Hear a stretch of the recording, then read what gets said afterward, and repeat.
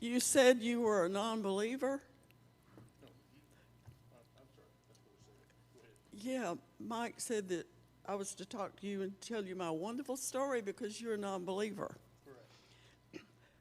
Well, I was married to a very controlling man, and later on in the marriage, he became very seriously controlling.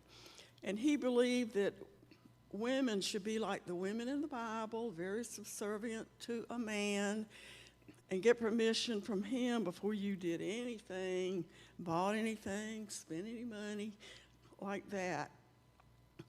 I could not take my son to the park with the other mothers because he said that there were too many women.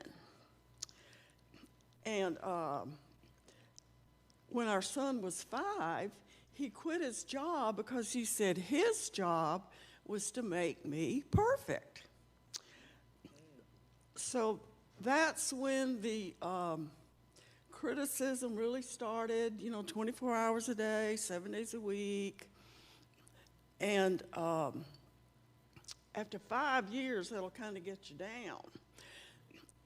And I thought after the 5 years that I was the most horrible person in the world, and every day I had to fight, go into the back of the walk-in closet and sit because I thought that's where I belonged. So then one day I thought, after that urge, I thought, wait a minute, I am a redeemed child of God. I don't have to put up with this. So I began to listen to teaching ministries on the radio, and yes, some were women.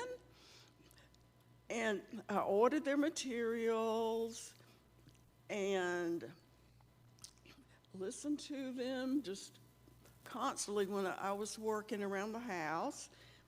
And I began singing songs of praise just constantly because that feeds your spirit. And let's see, I don't know what that word says. But my countenance must have changed because he would often say, well, what are you so happy about?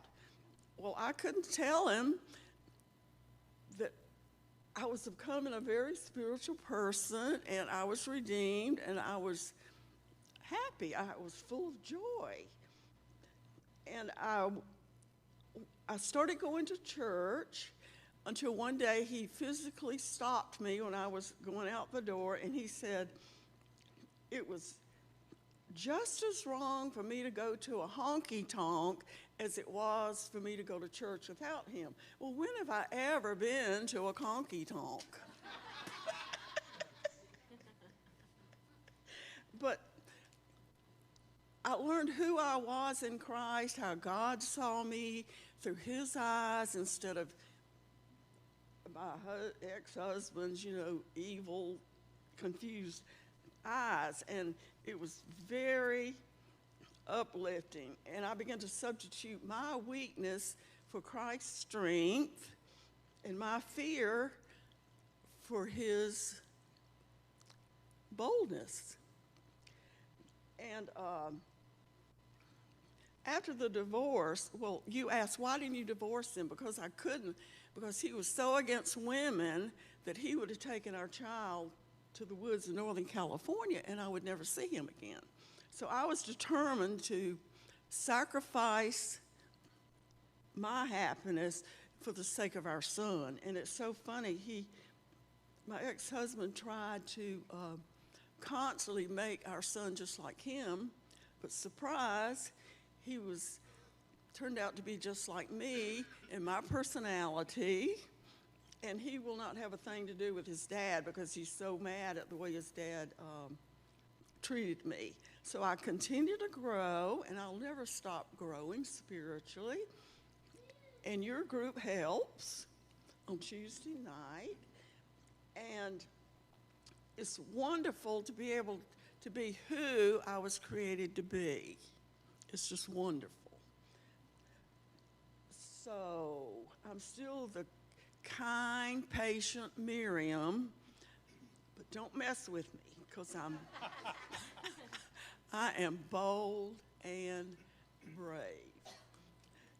So right after the divorce at the courthouse, he came up to me and said, well, I hope you get the mental help that you need. Well, I did, from the living word. So from deep, dark despair, what do you think of me now?